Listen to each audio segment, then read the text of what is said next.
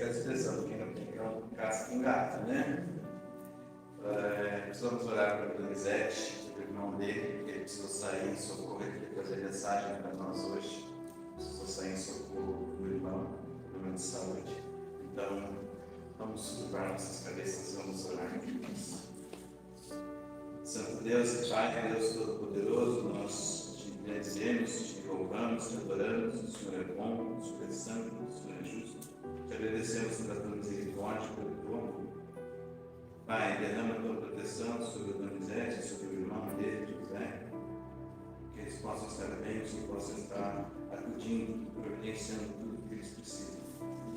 Conforta o coração deles e dos familiares. Obrigado por tudo, Senhor, e nos dá aqui um pouco mais da tua palavra, da tua sabedoria, do teu entendimento, que o Espírito Santo nos guie nesta manhã, para que possamos, Pai, continuar comunicando a tua verdade para as pessoas, que nós possamos te adorar em espírito e em verdade, em nome de Jesus. Amém.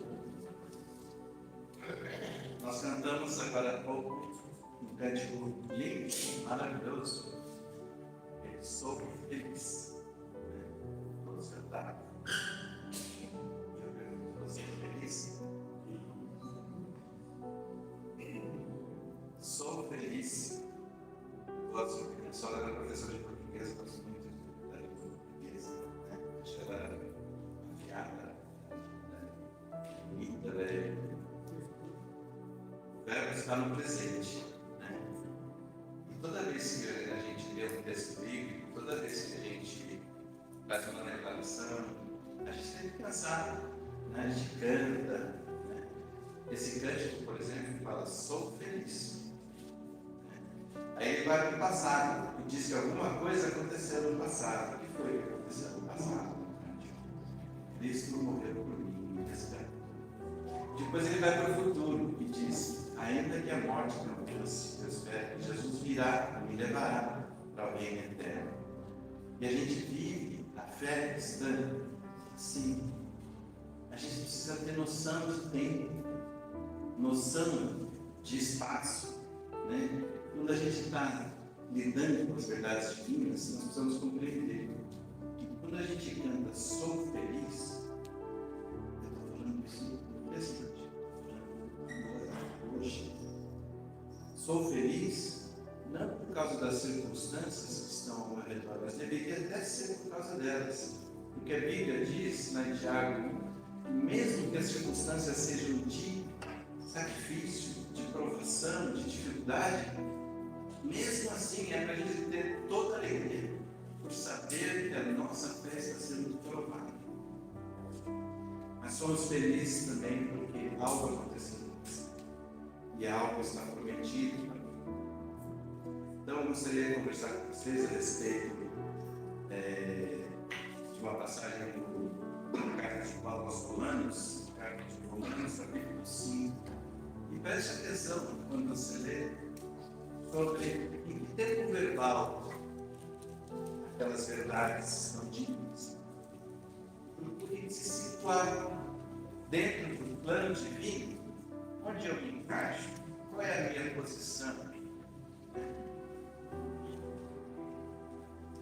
Romanos capítulo 5, a partir do versículo 1, já começa com uma, na minha tradução, já começa com o verbo que está no passado. Justificados, pois, mediante a fé. Está vendo qual é essa situação? Tanto de Paulo quanto dos ouvintes. Ele está falando que nós somos justificados. Esse é o nosso estado. Nós fomos justificados. Mediante a fé, nós fomos justificados. Então, ele está dizendo, esse é o nosso estado, que nós já fomos justificados. Estando uma vez justificados por meio da fé, o que acontece? O que tem daí? Então vamos lá. Justificado, pois, mediante a fé, temos o Alberto está no presente. Temos, eu tenho e você tem. Nós temos paz com Deus por meio de nosso Senhor Jesus Cristo. Essa é a nossa condição presente. Paz com Deus. No passado fomos justificados. E se você não foi ainda justificado mediante a fé, é melhor você procurar isso. Por intermédio de quem obtivemos igualmente acesso pela fé a esta graça na qual estamos firmes, tempo presente. Bata o pé no chão, pode bater. Estou firme, você está firme? Você cantou, sou feliz, essa igreja vibrou, o prédio vibrou, quando as pessoas cantam, sou feliz, tempo presente, estamos firmes, gloriamo-nos na esperança da glória de Deus, e não somente isso, mas também nos gloriamos nas próprias tribulações, olha o que eu estava falando, sabendo que a tribulação produz perseverança, e a perseverança experiência, e a experiência esperança. Ora, a esperança não confunde, porque o amor de Deus é derramado em nosso coração pelo Espírito Santo que nos foi outorgado. Porque Cristo, quando nós ainda éramos fracos, morreu a seu tempo pelos ímpios. Dificilmente alguém morreria por um justo, pois poderá ser que pelo bom alguém se alinhe a morrer. Mas Deus prova o seu próprio amor para conosco, pelo fato de ter Cristo morrido por nós, sendo nós ainda pecadores. Logo, muito mais agora, sendo justificados pelo seu sangue, seremos por ele salvos da ira. Porque se nós, quando inimigos, fomos reconciliados com Deus, mediante a morte do seu Filho, muito mais, estando já reconciliados, seremos salvos pela sua vida.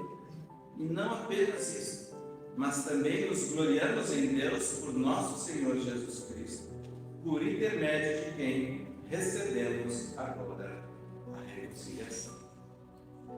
Então, meus amigos, nós temos algumas condições muito sutis nesse texto, mas são verdades poderosíssimas. Isso daqui é pura teologia. Você pode prestar atenção nos versículos e você verá que no passado, versículo 6, Cristo morreu quando nós ainda éramos fracos. Sabe qual é a palavra melhor aí para traduzir? Débeis. No grego, esse fraco, débeis, pessoas trôpegas, que mal conseguem caminhar sozinhas.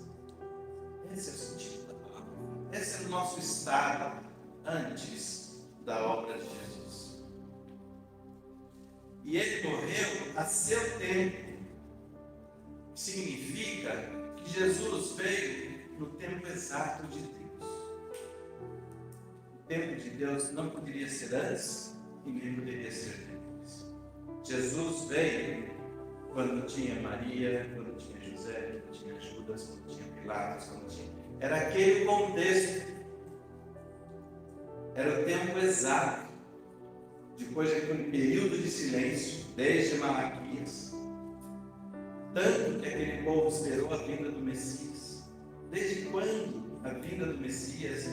Lucas leu para a gente Isaías 700 anos antes, esperando e já profetizando sobre aquele que viria e morreria.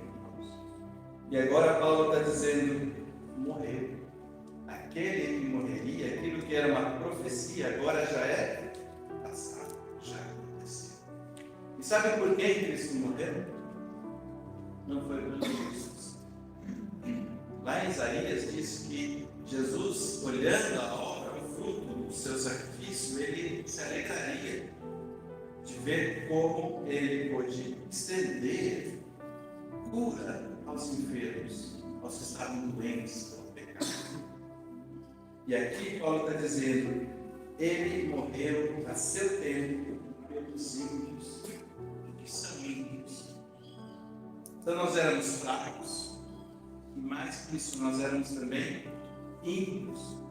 Aqueles que não têm respeito por Deus, aqueles que não têm temor a Deus, aqueles que não qualificam Deus como Deus, como um ser supremo, superior.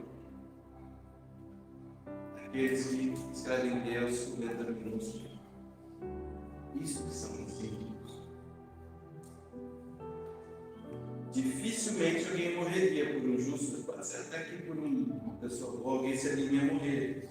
Mas Deus prova o seu amor para conosco. Em que tempo verbal está? Deus prova em um presente, é uma ação contínua. Diariamente Deus prova o seu amor para conosco. Pelo fato de ter Cristo morrido por nós. Então, olhando para o passado, nós temos uma prova do amor de Deus. Já é o suficiente, ou já seria o suficiente. Olhar para o passado. Evangelho de João, capítulo 3, versículo 16, diz o quê? Deus amou tanto o mundo e deu o seu Filho unigênito para que todo aquele que nele crê não pereça.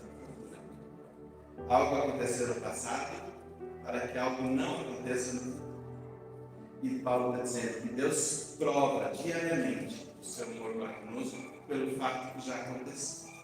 Mas não é só isso. Você vira no versículo 9.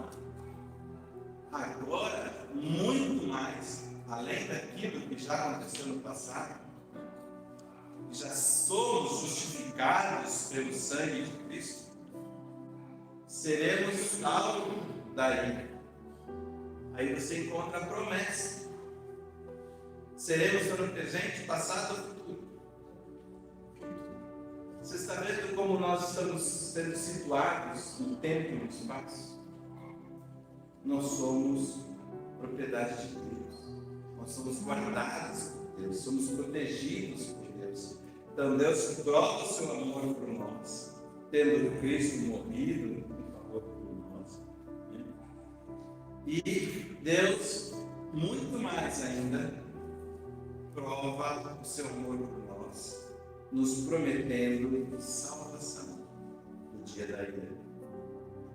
Deus está nos fazendo uma promessa. Se quando éramos inimigos, olha a outra palavra, versículo 10. Nós éramos fracos, débeis, nós éramos ímpios, nós éramos inimigos e nós éramos pecadores. Se a gente volta no texto aí, também a gente vai ver, né, que nós éramos pecadores quando Deus nos amou. Agora Ele promete a salvação futura, a salvação da ira. Então, quando você ouve a palavra salvo, alguém é salvo.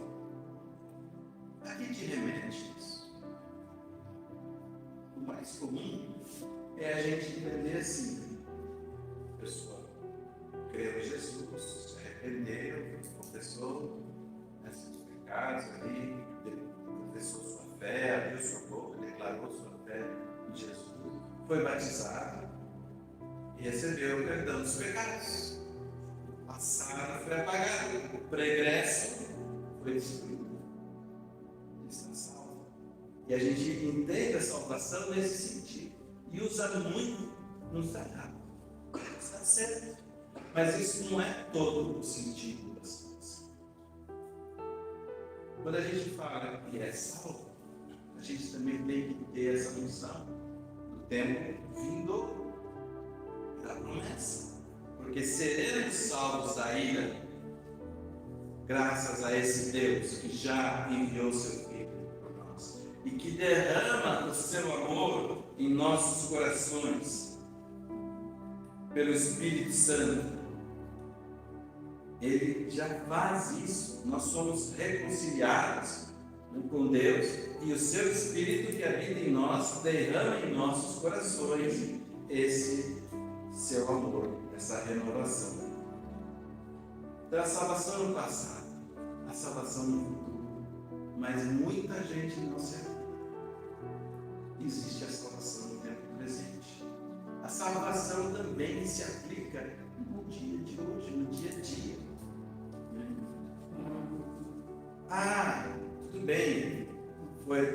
livramento, a pessoa foi e havia um ônibus, não viu, alguém puxou, teve um livramento.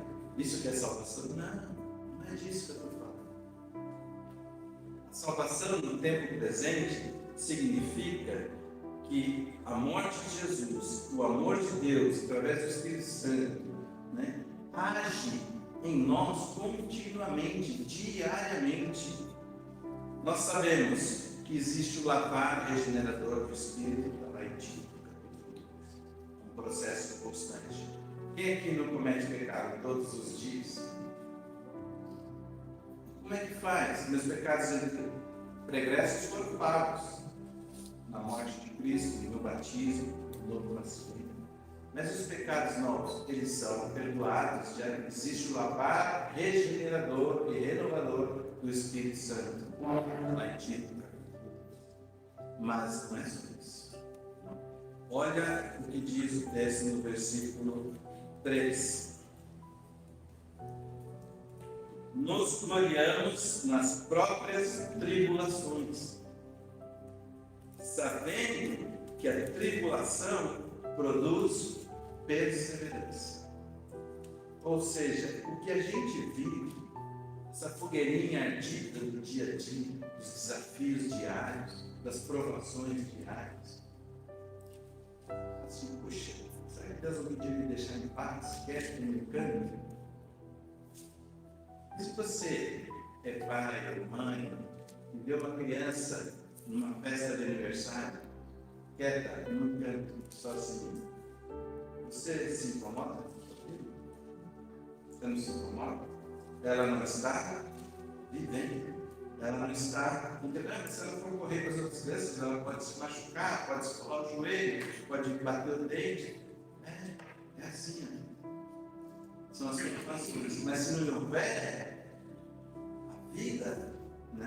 Não existem os desafios, não existe o crescimento. Já foi demonstrado que uma criança que não corre, não brinca, não acontece. Os ossos longos precisam de atividade física para crescer. O organismo dela não fabrica cálcio suficiente para crescer sem atividade física.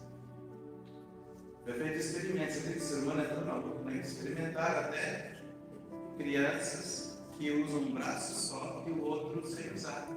Depois mede, os dois braços têm tamanhos diferentes. Demonstrados no número 2, né? E os pais que autorizam uma pesquisa dessa do próprio filho.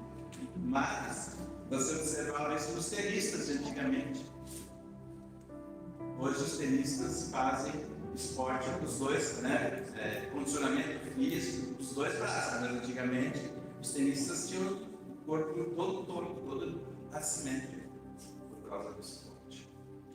Mas da mesma forma, a nossa fé é exercitada por Deus. Deus não se conforma em observar cada um de nós quieto em um canto.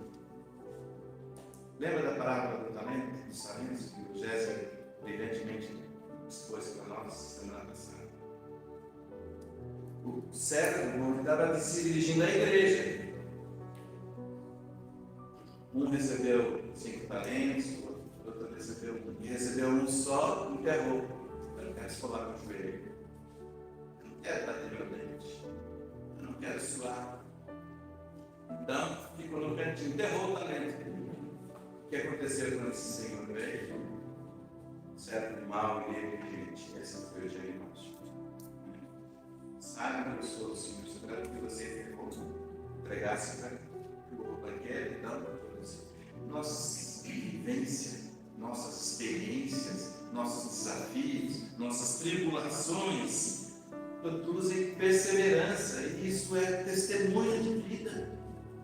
É assim que a gente contagia as pessoas, é assim que a gente pode aconselhar alguém, orientar alguém. Como é que os pais orientam os filhos? Uma vez, no tempo que eu ainda era católico, um padre católico fez um sermão. Estava sentado, era adolescente, do lado da minha mãe, e o padre católico fez um sermão falando sobre a criação de filhos.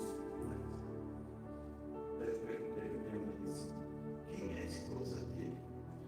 Não, ele não é casado.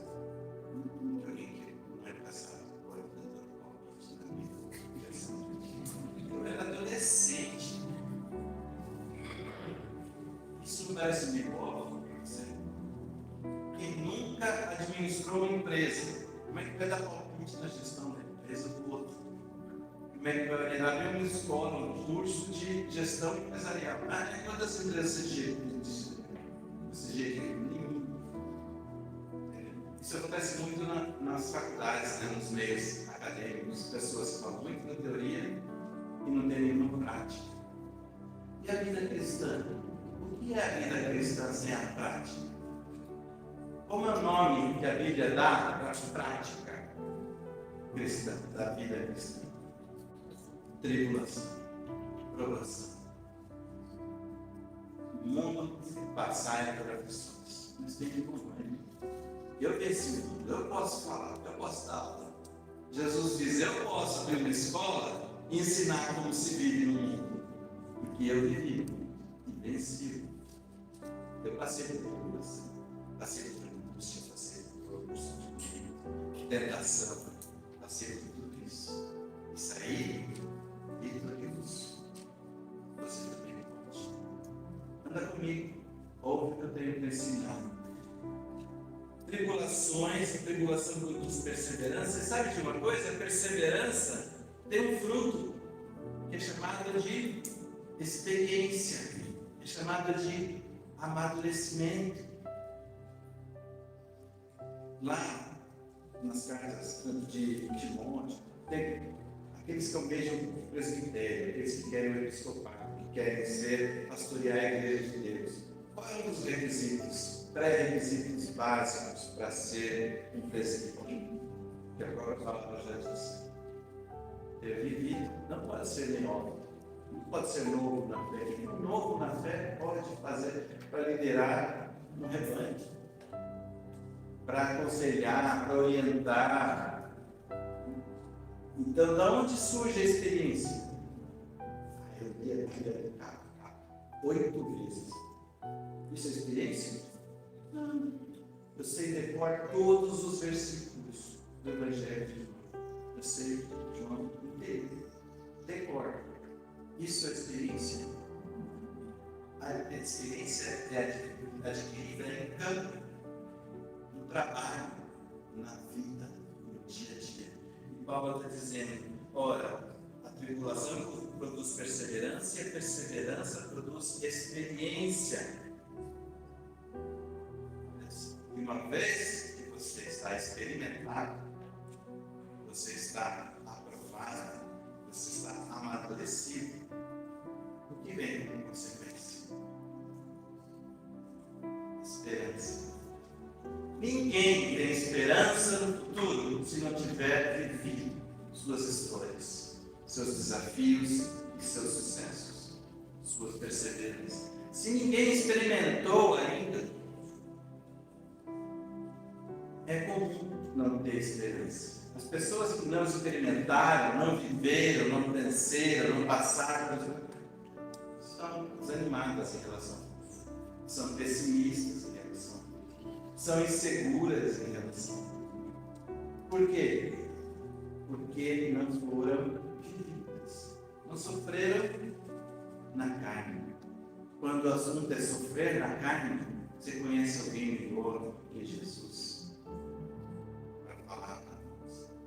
Nós celebramos a ceia que ele viveu naquela noite. Qual foi a oração de Jesus naquela última semana? Pai, se possível, passa de mim esse cálice. Ele sabia que ele ia sofrer. Ele sabia que porém não seja o que eu quero, sim o que tu queres. E ele bebeu. Ele experimentou na carne todo tipo de sofrimento. Então Jesus, versículo 2: por intermédio de quem obtivemos acesso pela fé a essa graça, na qual agora estamos firmes e gloriamos-nos na esperança da glória de Deus. Como que Paulo podia ter toda essa certeza? Paulo já tinha passado por açoites, por quase morte, por naufrágio, por todo tipo de perseguição, ele sabia, ele já tinha sido experimentado. E ele podia se gloriar na glória, na esperança da glória de Deus. Nós também podemos nos gloriar na esperança da glória de Deus. O futuro pode ser uma certeza para nós, se nós estivermos vivendo firmes nesse cenário de tribulações, no tempo presente. Deus derrama o seu amor. Olha o versículo 5. Como é que eu posso ter uma certeza da esperança? A esperança não confunde, ou seja, ela é certa. Existe uma certeza, a fé é uma certeza, mas a esperança, que não é a mesma coisa que fé, também pode ter uma certeza. Por quê? Porque o amor de Deus é derramado no tempo presente, em nosso coração, pelo Espírito Santo, que nos foi otorgado. Então, todos nós que já temos o Espírito habitando em nós, temos no tempo presente esse amor de Deus sendo derramado diariamente em nossos corações. Nós éramos fracos, nós éramos pecadores, versículo 8. Deus provou seu amor conosco quando Cristo morreu por nós, sendo nós ainda pecadores.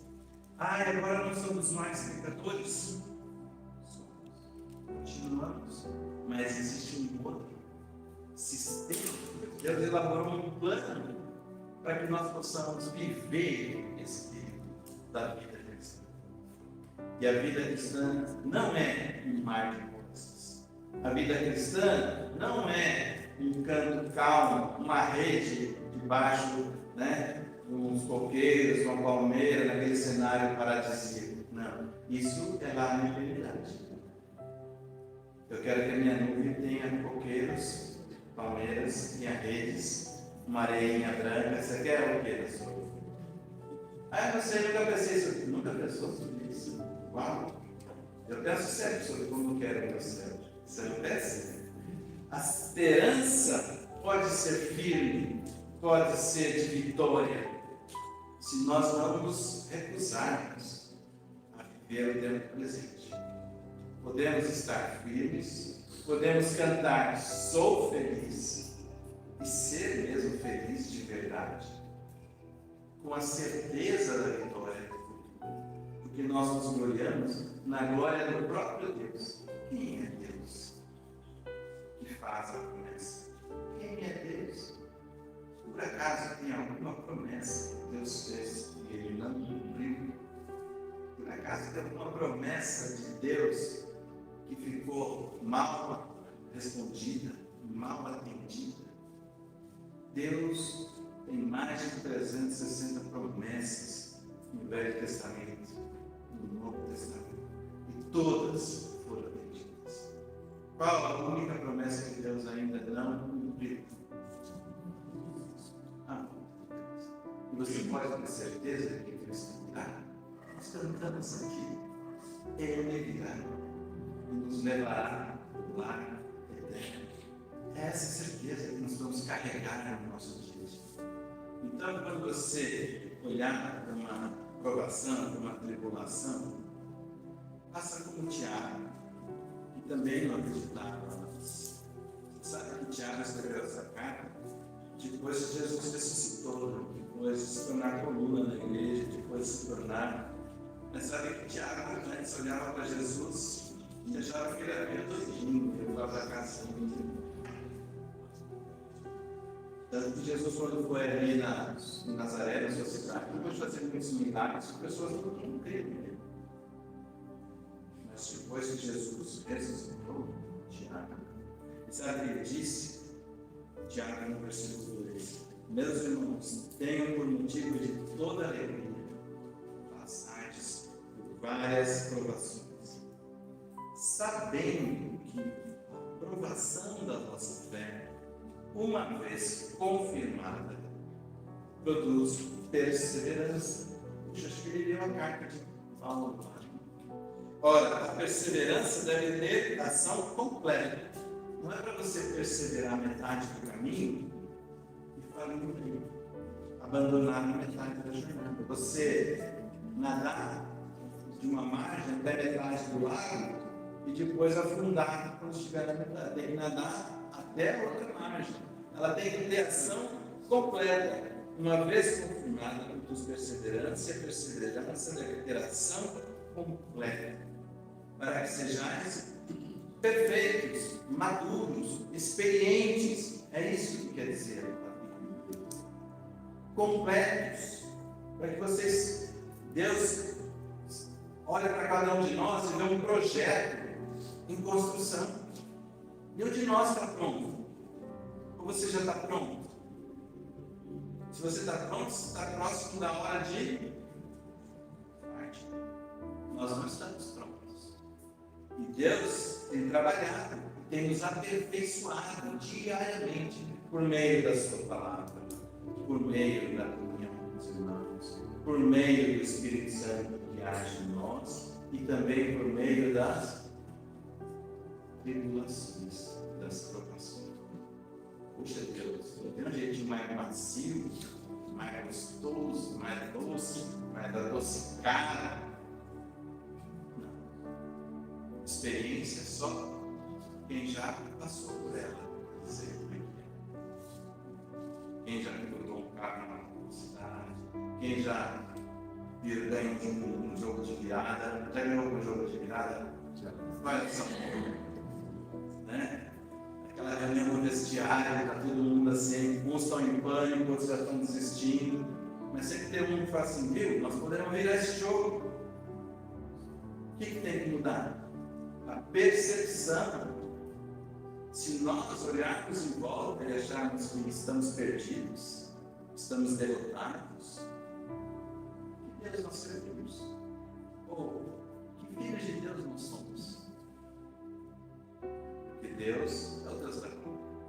Ele tem fé em nós. Você sabia disso? Deus tem fé em você. Deus depositou fé e esperança em você. Ele tem esperança que você vença as tribulações. Ele tem fé, ele tem certeza que você é capaz de vencer todas as tribulações que ele te dá. E ele quer curtir essa glória dele com você na eternidade.